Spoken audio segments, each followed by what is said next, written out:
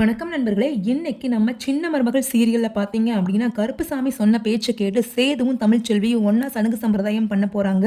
அந்த டைம்ல பார்த்தீங்கன்னா, ஐஸ்வர்யாவ சாமி வந்து கூப்பிடுதுங்க. கூப்பிட்டு, "நீ பண்ண வேலையெல்லாம் என்னன்னு தெரியுமா? இன்னொருத்தி வாழ்க்கையில உனக்கு என்ன வேல?" அப்படின்னு கேட்கும்போது, ஐஸ்வர்யா தான் பண்ண தப்ப எல்லாத்தையுமே ஒத்துக்கிறாங்க. அது மட்டும் இல்லாம, ஈஸ்வரி எல்லார்கிட்டயுமே ஊர் மக்கள் முன்னாடி கால்ல விழுந்து மன்னிப்பு கேட்கறாங்க. "நான் பண்ணது பெரிய பாவம். என்ன தயவு செஞ்சு மன்னிச்சுடுங்க மாமா. இந்த குடும்பத்த குலைக்கிறதுக்காக நான் செஞ்ச வேலைகள் 1, 2 கிடையாது.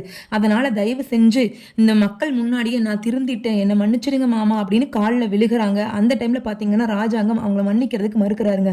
இனிமேல் உனக்கு இந்த வீட்டுக்குள்ள எந்த வேலையும் கிடையாது. நீ பெட்டி படைக்கு அத்தனையும் எடுத்துக்கிட்டு தயவு செஞ்சு வெளியில போயிரு. போதும் என்னோட மனசு நிம்மதிய நீ கெடுத்தது போதும். என்னோட மகன், மருமகள் எல்லாருடைய வாழ்க்கையும் நீ கெடுத்து வச்ச சதினால இப்ப இந்த பேர குழந்தைக 2 பார்த்தீங்கன்னா தனித்தனியா அப்பா கிட்ட ஒண்ணும், அம்மா கிட்ட ஒண்ணும் வளருது.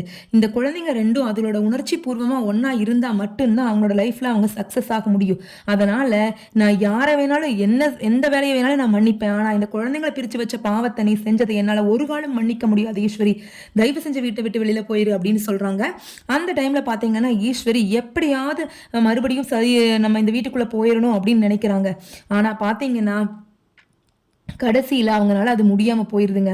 இப்படி 1 ஆர் 2 வீக்ஸ் வந்து அவங்க ஈஸ்வரியுடைய மனது வந்து மாறுதற்கான வாய்ப்புகள வந்து நம்ம டைரக்டர் வந்து குடுப்பாருங்க.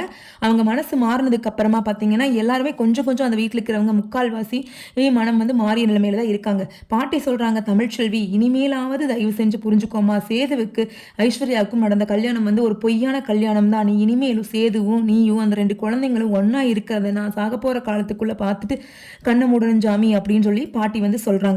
தமிழ்ச்செல்வி யோசிக்க ஆரம்பிக்கிறாங்க. அப்ப எதுக்காக இப்படியெல்லாம் நடந்துச்சு? மாமா நல்லவர் தானே. அப்ப ஏன் என்கிட்ட சொல்லல இது எல்லாத்தையும் அப்படின்னு நினைக்கிறாங்க.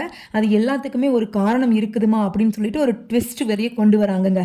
அது என்ன காரணம் அப்படிங்கிறதாங்க அடுத்த வீக் ஃபுல்லா போக போகுதுங்க. அது மட்டும் இல்லாம இந்த நம்ம தமிழ்ச்செல்வி வந்து டாக்டர் ஆகி ஒரு ஃபியூச்சர்ல வர மாதிரியும் அவங்க 2 குழந்தைகள வச்சு மறுபடியும் இன்னொரு சீரியல் நெக்ஸ்ட் எபிசோட் வந்து ஸ்டார்ட் பண்ணலாங்க. நெக்ஸ்ட் ப்ரோமோ வந்து ஸ்டார்ட் பண்ணலாங்க. அந்த 2 குழந்தைங்களும் பெரியவங்களாயிட்டு